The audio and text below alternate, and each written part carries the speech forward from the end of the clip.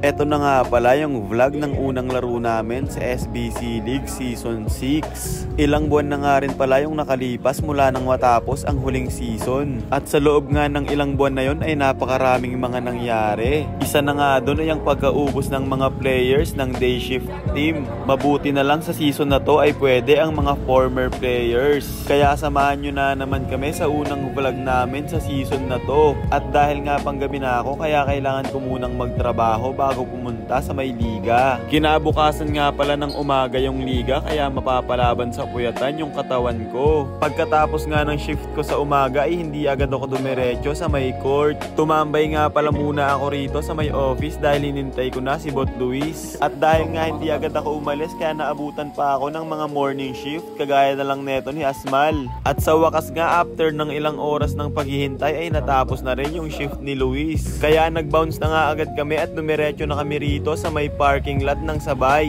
Tinangkas na nga rin pala ni Bot Luis si Bot Kenneth mula sa office papunta sa may court. At dito nga sa stoplight ay hindi pa gaanong umuulan. Kaya chill lang kami at hindi pa kami nagkakapote. Pero pagdating namin dito sa may junction Cainta ay bigla namang lumakas yung ulan. Kaya napahinto na nga pala kami neto saglit para magkapote. Pero dahil malapit na lang dito yung court na paglalaruan namin kaya hindi na ako nagsuot. Medyo mahina na nga rin pala yung patak ng ulan kaya tansya ko ay hindi na ako mababasa. At tama nga dahil pagdating namin dito sa may Brookside ay wala ng ulan. Kalmado na nga pala yung paligid pagdating namin. May mga kakampi na nga rin pala kaming nauna na makarating dito sa may court. Kaya pagkapasok ko pa lang sa court ay nakapag peace bump na agad ako sa kanila. Grabe nga pala neto si Kuya Rob dahil kondisyon na kondisyon. Umorder na nga rin pala ako neto ng medyas sa Rafa Online Shop. Mura-mura.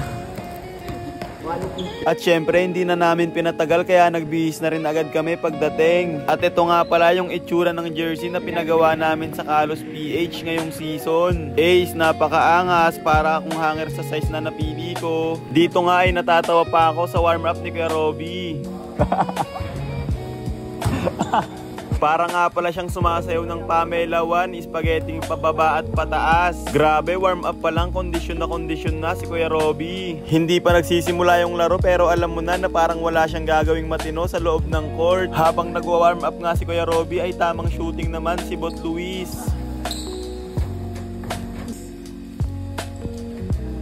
Grabe yung shooting ni Bot Luis, 2 in a row.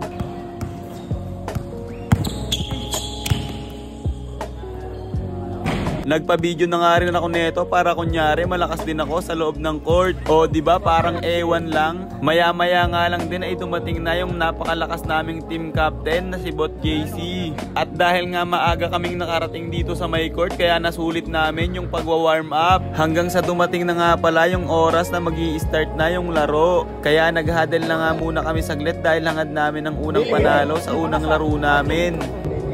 Amen. At eto na nga pala, napasama nga pala ako sa unang first 5 players na papasok. Syempre bago mag-start ang laro ay hindi mawawala ang pakikipagkamayan bilang respeto sa bawat players. Go Pardo! Si Terry nga pala yung taga-video sa mga highlights ng vlog na to. Shout out sa'yo! Ako nga pala yung tumalon sa jump ball. Pero gating-ting lang ang talon ko kaya ang unang first ball possession nga ay sa markdown. Malalakas nga pala ang mga players ng team na to. At ang unang first point nga pala sa laro na to ay nanggaling kay Edsel. At dahil nga napakaganda ng laban na to kaya may natambakan na naman ng mahigit 1 buwan. Hulaan nyo na lang kung sino. At i-comment nyo na nga rin pala sa baba kung anong team ang natambakan. Gagawan ko nga rin pala to ng separate na full game highlights. Abangan nyo na lang. Shoutout nga rin pala kay 59AS at Kuya Umoto. Paki-follow na nga rin pala ng mga Facebook page nila.